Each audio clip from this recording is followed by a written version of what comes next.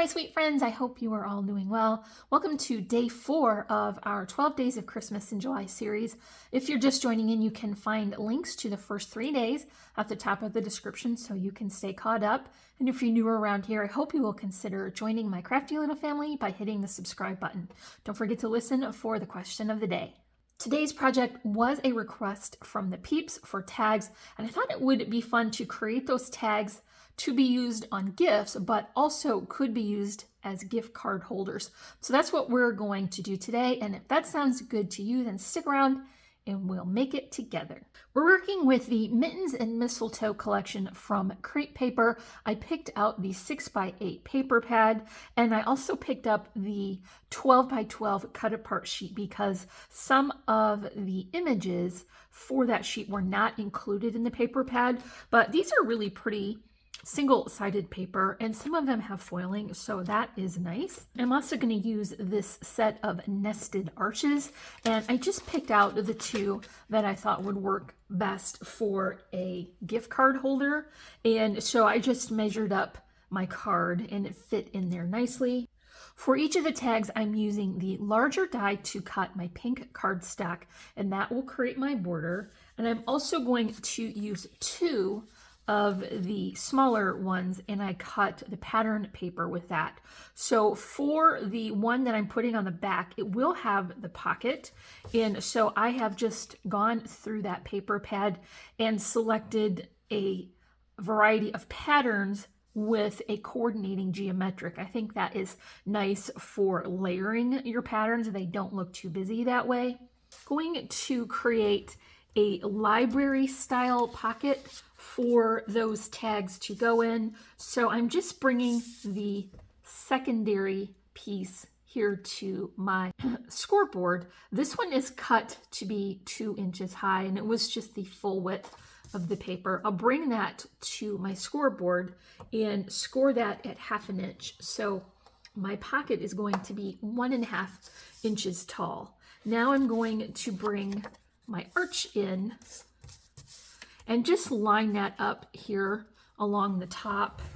And I'll position it so I can get one of the edges right on the groove and score there.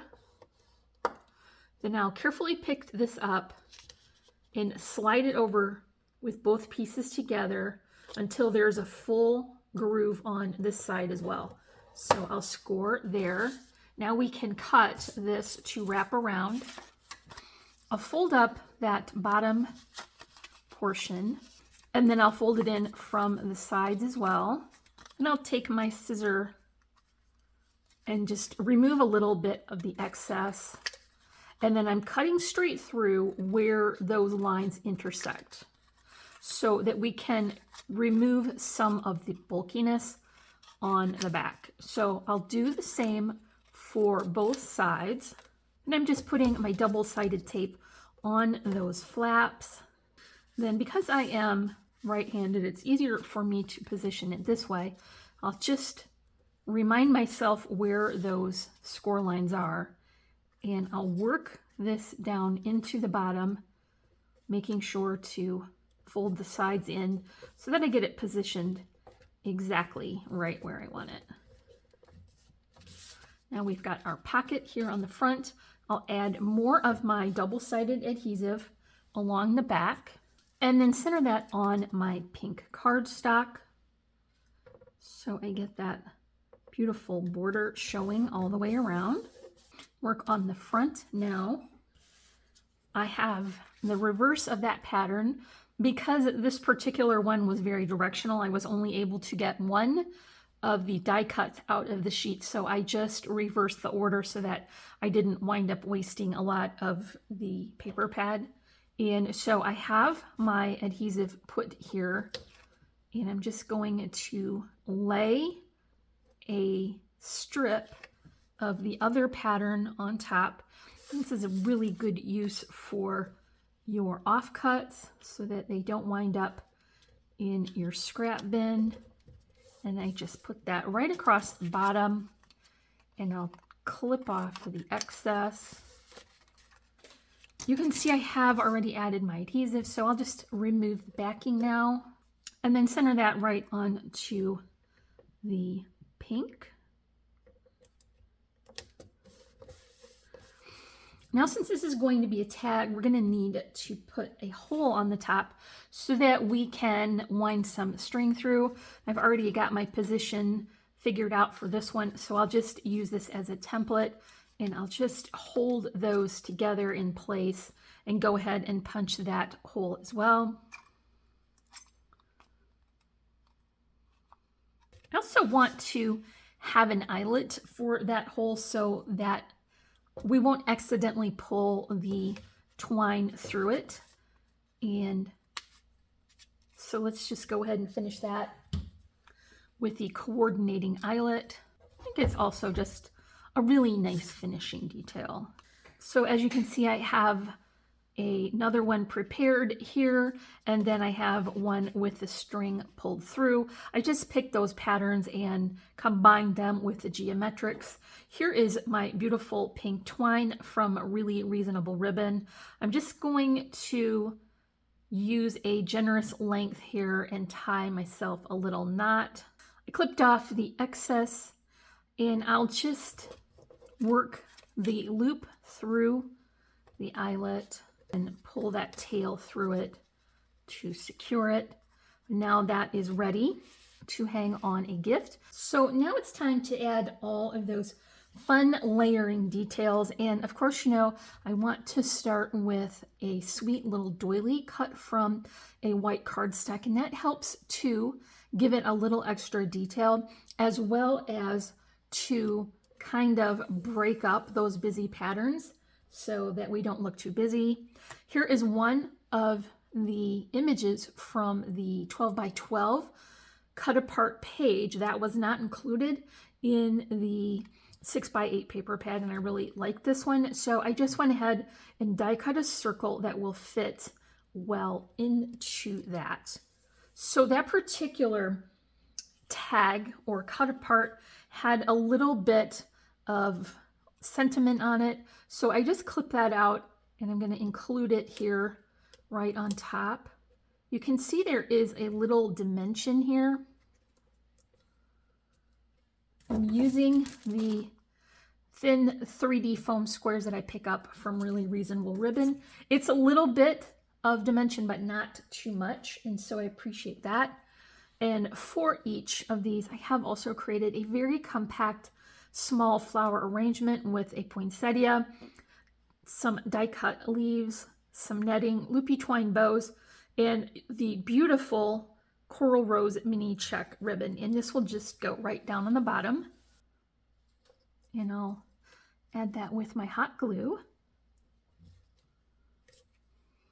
So that is the first tag done. So for this tag, you can see that my gift card would fit down in there perfectly, and I chose that beautiful plaid with the foiling for this card. I've also got that small white doily. This is slightly different, but the images that I want to use are a little bit smaller as well, so I think that I will appreciate that extra detail around the edge. So here is the image for this tag, and it was again part of one of the cut aparts, and I just fussy cut around that edge so that I can get the image showing but not taking up all of the background.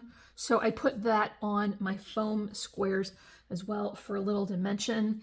And this one also had a small sentiment that was included, so I fussy cut around that as well. I just want to place my flowers here so that I know exactly how far down I can go and not cover up any of that sentiment. So that was also on a spacer, and then I'll just add my flowers here to the bottom. So for the last tag, I've got a similar doily to the first one, and I'm topping that with a fussy cut of the ornament that was part of one of the cut aparts. And then the same flower arrangement for the bottom of this one. That really helps to make the creating go a little faster if you can carry similar elements throughout each of the steps, and then you can batch create them. Also, I think if you were far more ambitious than I am at this moment, this would be a great way to create an advent calendar. So here are our 3 tags with the library pocket in the back for a gift card. Last but not least, let's go ahead and add some sequins just so that we can add a little bit more detail. And of course, I'm going to attach those with my Tombow glue. So this is a good time for our question of the day. Would you prefer to be the one who hosts for the holiday or be the one who travels? So at the season of life that Tech Hubby and I are in, we are empty nesters. And so we would be fine with traveling, but the Army son lives in Kansas and his wife has family in this area as well. And so they come back here for the holiday and they wind up staying with us because we have a little bit extra room for them. So we're going to host, but I would be fine either way.